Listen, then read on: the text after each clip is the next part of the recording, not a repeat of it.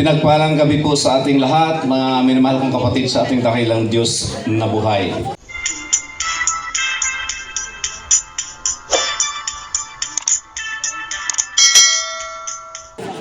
Sa ating pong magpapatuloy habang inaantay po natin si Father, ito po ay mahalaga sa ating pong kapanahonan ngayon dahil na mayroon po tayong dalawang okasyon na hitik po sa kainan. No? So dapat maging maingat po tayo at magbibigay tayo ng ilang mahalagang informasyon kung paano po natin maiwasan na tayo po maging biktima doon sa mga masasarap na pagkain. Sino po sa inyo ang mayroon ng mga maintenance? Maintenance ng high blood? Dami, no? Maintenance ng diabetes. Yung mga diabetic. Sa cholesterol. Yan, so marami. Iba-ibang sakit po. Alam niyo po ba mga magulang at kapatid sa ating Panginoon, ang isa pong dahilan kung bakit ang tao ay nagkakasakit, ito po ay bunga ng lifestyle po natin kung paano tayo mamuhay sa ating mga kinakain. Na sa pagkain po natin, malimit nagbumula yung karamdaman natin pong inaalagaan sa kasalukuyan. Siguro sa inyo, hindi lang 2 o 3 yung mga maintenance na gamot ninyo. Kaya sinasabing maintenance medicine, hindi po yan nagpapagaling. Yung iniinom mong mga gamot na sinasabing ay maintenance, hindi po yan naggagamot sa iyong high blood pressure. Kundi nire-regulate lang ang pressure ng iyong dugo para hindi ka atakihin, hindi pinapagaling yung sanhi kung bakit ka mayroong high blood pressure. Hindi niya inaalis yung mga bara-bara doon sa iyong mga ugat kung bakit abnormal yung daloy ng inyong dugo. Sa mga may high blood, yung ugat po natin ay para po yung hose, no?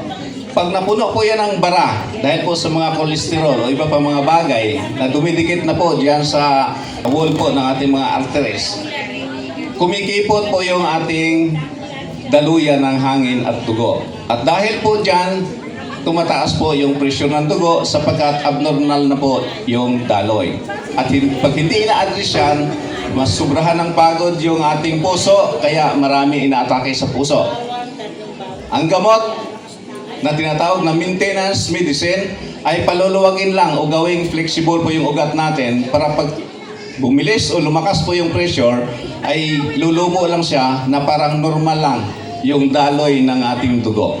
Pero kalaunan, pwede pong maging marupok na nakaunat lagi yung ugat na dinadaloy ng dugo na parang guma na kung lagi nakabanat yan, mas madali siyang marupok kumpara doon sa normal na hindi nakabanat.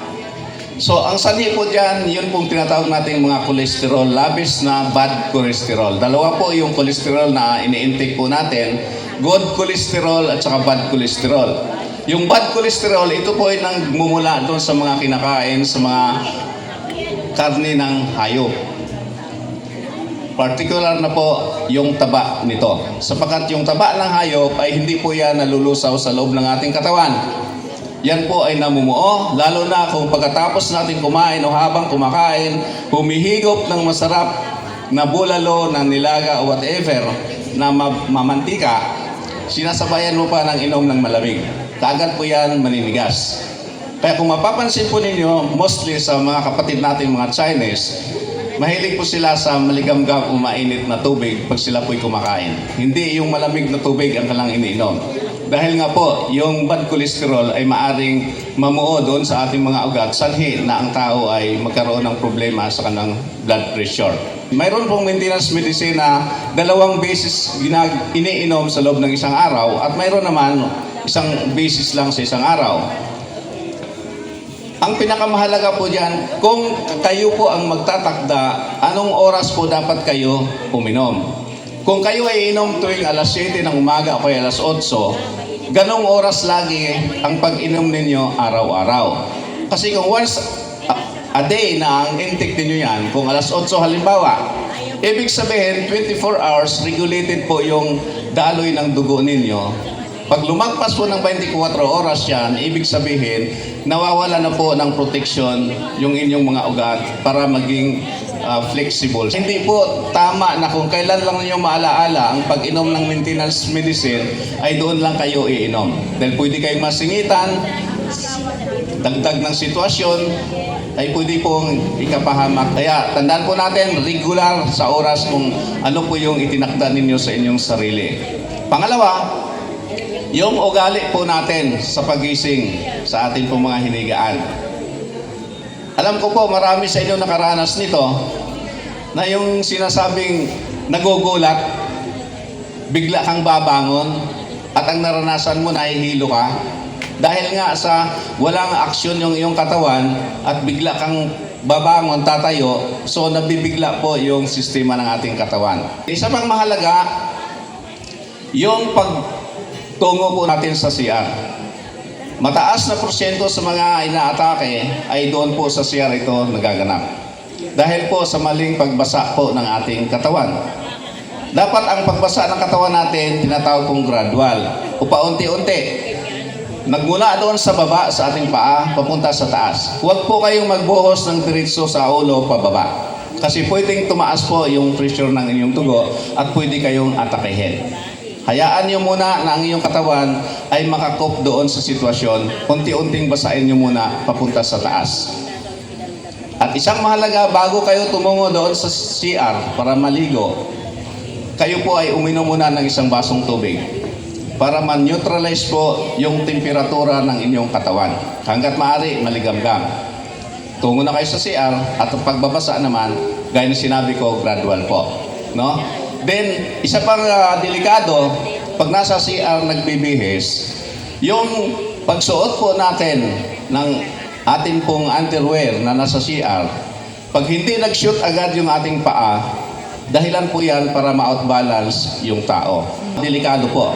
Kasi pwedeng ikabagok ng ulo, ikamatay ng marami. Hanggat maaari, doon na po kayo doon sa kwarto niyo magbihis. Ang pagsuot, ganun pa rin, nakaupo dapat. Para sumablay man yung pagsuot, hindi po kayo ma-outbalance. Mga simpleng bagay ito na marami po naging biktima. So, ugaliin po natin yan, mga minamahal kong kabarangay. Then, isa pa po, ay yung tubig. Diba, karamihan, pag nagpapakonsulta kayo, tinatanong kayo, ilang basong tubig na ba nainom nyo? Isang basong tubig ba sa isang araw? Usually, ang sinasabi ng doktor, minimum, 8 basong tubig. Hindi kasama diyan yung juice, soft drinks, o anumang likido. Dapat tubig, no? Pero yung marami, hindi nakakaubos ng 8 basong tubig. Kaya, mahina po yung paglilinis sa kanyang internal organ, lalo na yung ating mga bituka. Dapat, hindi tayo pababa sa 8 basong tubig, nang sa gayon, maggaan po yung pagdi-discharge natin tuwing umaga. Din isa pa po, yung laging sinasabi ng mga doktor na magkaroon ng regular na ehersisyo. No? Sa mga medyo nagkakaedad na, ay tinatamad na po ang mag-exercise. Pero bahagi yan sa pangalaga ng malusog na pangangatawan ay yung regular po na exercise natin. Sino po sa inyo ang nag-i-intake ng vitamin S? Tataka sila, anong vitamin S? Yung vitamin S po, yun po yung nag-activate ng vitamin D.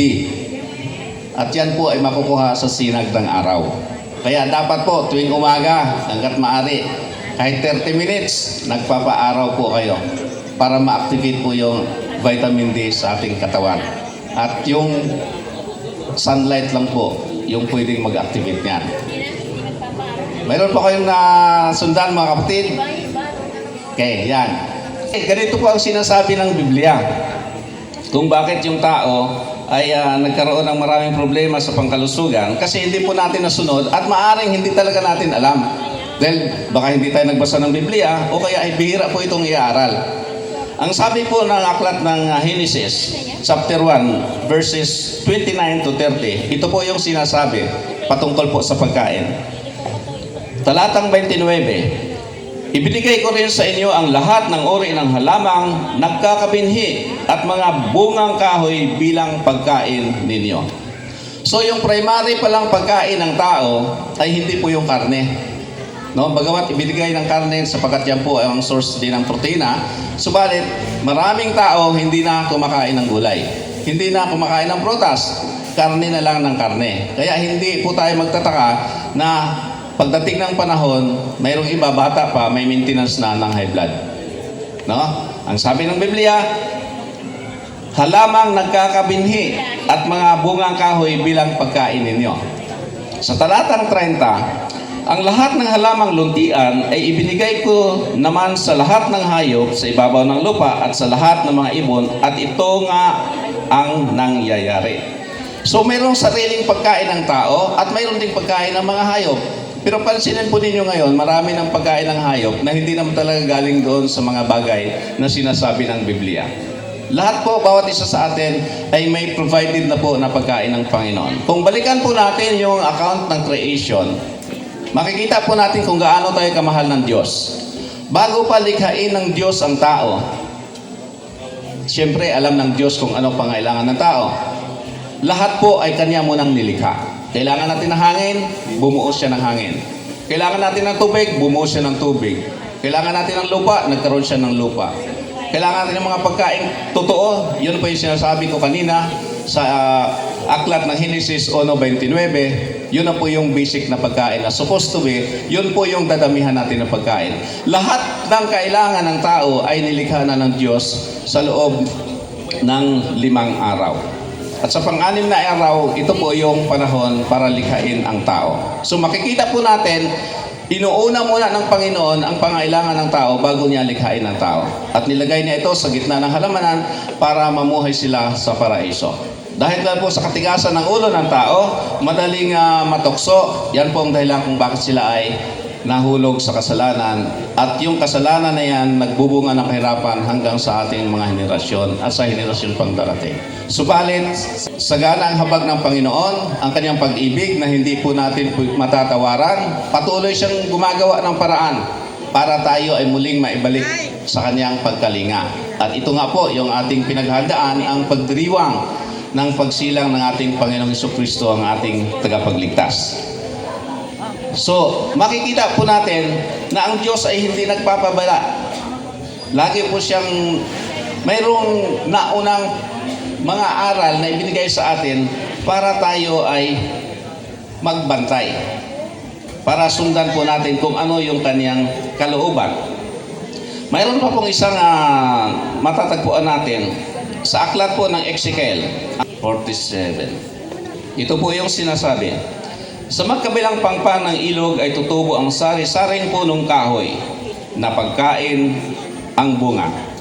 Hindi malalanta ang mga dahon nito ni mawawala ng bunga sapagkat ang didilig dito ay ang tubig na umaagos mula sa templo. Ito ay patuloy na mamumunga sa buong taon. Ang bunga nito ay pagkain at gamot naman ang mga dahon. So makikita po natin na noong unang panahon, wala naman yung mga pildoras na yan ng mga gamot. Yung tinatawag po natin mga synthetic medicine. Dahon-dahon lang po ang ginagawa noong panggamot doon sa mga may karamdaman. Sapagkat yun po ay provided na nga ng Panginoon. Subalit dahil nga po sa teknolohiya at pag-unlad ng mundo, ginawang simplified daw, madali daw, para hindi ka na pumunta doon sa gubat, maghanap ng dahon panggamot. Yan daw ay ginagawa na sa form ng tableta o kaya sa form ng capsule o kaya sa likido. Subalit, yan po ay may mga preservatives na, mayroon na po yung mga ibang chemicals, kaya hindi na po siya ganun ka-healthy para sa ating kalusugan. The more na may rami tayong mga medicine maintenance, the more na nagkaroon ng komplikasyon yung ating kalusugan. Kaya back to basic po tayo. Di nga ba ang programa ni Secretary Flavier nung una na isinulong niya yung batas patungkol sa generic law, back to basic tayo. Balikan po natin yung mga dati po nating o kinakaugalian ng ating mga ninuno noon kung paano nila i-address yung mga karamdaman. At marami pong herbal plants na nandyan lang po. Pwede tayong magtanim dyan sa ating mga gilid ng bahay. Pwedeng sa rooftop, kung may rooftop tayo, lagay lang sa paso. Pwede na po tayo mag-alaga ng mga tinatawag na herbal plants, medisina na ibinigay sa atin ng Panginoon. So ganyan po tayo pinaghandaan ng Panginoon. Ganon po tayo iniibig ng Diyos. Kaya huwag nating sisihin ang Panginoon kung tayo nakaranas ng iba't ibang mga karamdaman sapagkat bunga po yan ng maling pamumuhay. Bakit ba maraming kalalakihan na nagkakasakit sa atay? Dahil po yan sa kakainom ng alak. Ang tawag yan, laklak ng alak. Kaya nasusunog yung atay, yun po yung dahilan, maraming nagkaroon ng liver cirrhosis. Kaya, lifestyle po, nasa atin po yung problema kung bakit may iba't ibang mga karamdaman na naranasan ng tao. Kaya ito'y binabahagi ko sa inyo sapagat sa Kapaskuhan ito, maraming pagkain, maraming matatamis, maraming matataba. Mayroong iba maaalat. Pagdating sa bagong taon, ganun din. Kaya, pagpasok ng January, puno po ang ospital ng mga pasyente. Totoo po yun. Dahil nga po, bunga yun ng kawalan ng disiplina natin sa pagkain. Mula nung mauso yung tinatawag na eat all you can, mas dumami yung nagkaroon ng sakit. Kasi, nagbabayad ka ng 500, para masulit mo yung 500, todo talaga yung kain mo. Kahit hindi mo na kailangan, sige ka ng sige. O anong mangyari sa katawan mo? Ay may kapasidad lang yung katawan natin sa dapat ilagay. Eh nilagyan mo napakarami, di impatso ang dulot nito o karamdaman. So akala natin, nakaisa tayo, nakamura, pero pag maling tingin po natin doon sa mga ganung bagay, sanhi pa yan para tayo ay magkaroon ng karamdaman. Sabi nga, dapat in moderation ang lahat ng bagay. Hindi sobra, hindi dapat tama lang. Para po ang lahat ng bagay na atin pong naranasan, mga biyaya ng Panginoon, ay patuloy po natin ito na mai-enjoy sa atin pong buhay. Okay po? So, balikan ko bahagya yung, dito po ka magtatapos, balikan ko bahagya yung patungkol sa dalawang selebrasyon. Ang selebrasyon ng pagsilang ng ating Panginoong Hesukristo, sinasabi 25. Sabihin na natin, maraming ibang sikta, maraming ibang reliyon nagke-question, wala naman daw mababasa sa Biblia na 25 talaga ng Disyembre, ipinanganak ang Panginoon.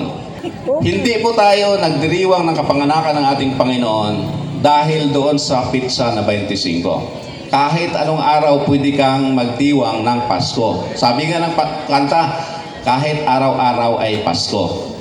So, immaterial yung 25. Pero kung nakasanayan natin ng 25, mas mainam para sabay-sabay tayong magdiwang. Ikumpara natin ngayon doon sa pagsalubong o selebrasyon ng bagong taon.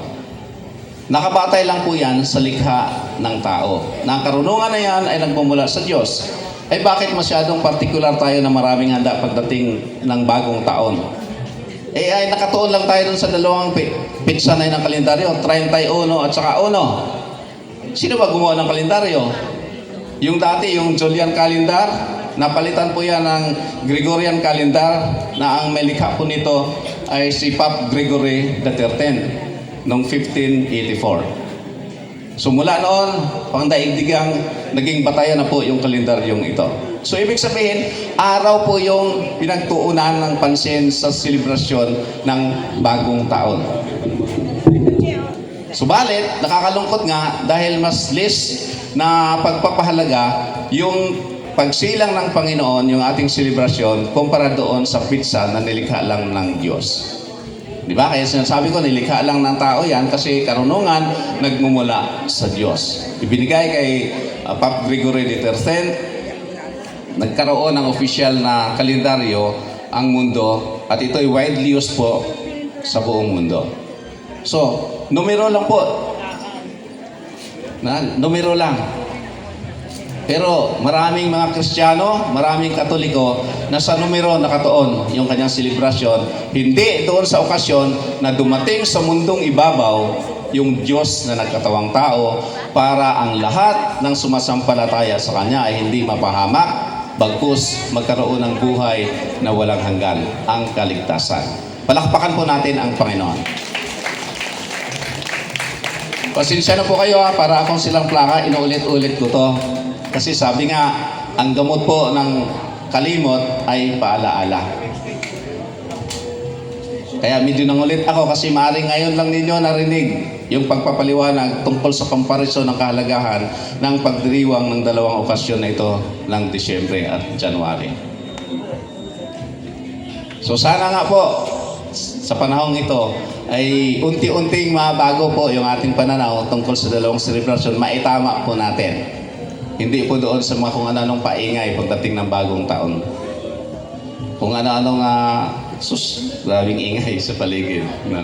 Grabing usok. Gaya ng sinabi ko kagabi, the best na practice po natin ay sama-samang manalangin yung pamilya. Kasi yun po yung ginagawa namin. Bawat isa sa member ng aking pamilya ay manalangin ng pasasalamat, manalangin ng ano yung kailangan niya sa loob ng isang taon. Pero hindi naman yun lang ang manalangin sa loob ng isang taon, yung araw ng New Year.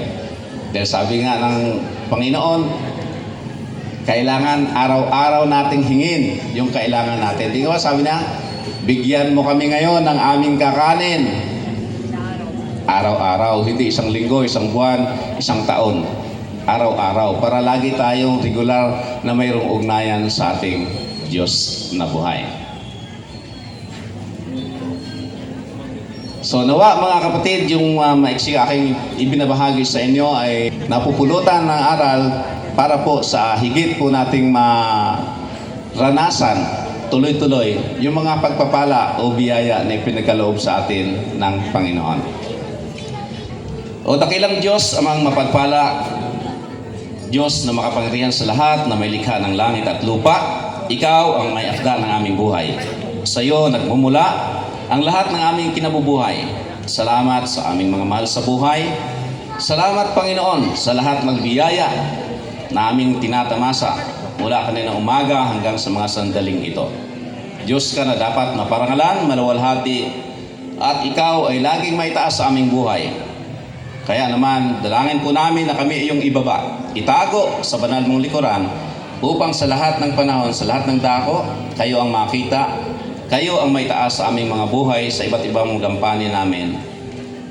Amin ding tinataas ang gaganaping banal na pagdiriwang ng Santa Misa, na pangunahan ng iyong banal na Espiritu ng iyong karunungan, si Father na siyang punong tagapagdiwang, upang ang lahat ng kanyang mga sasabihin, mga aral na mumumutawi sa kanyang mga labi ay may kapangyarihan na tupukin ng ating mga puso para tayo ay makapamuhay ayon sa kabanalan ng Panginoon, makalakad ayon sa kanyang panuntunan, sa kanyang kabanalan at sa buhay para sa iyang kaluwalhatian. Inaangkin po namin, o dakilang Ama, na sa pagtitipon namin ito, Ikaw po ang patuloy na may hayag.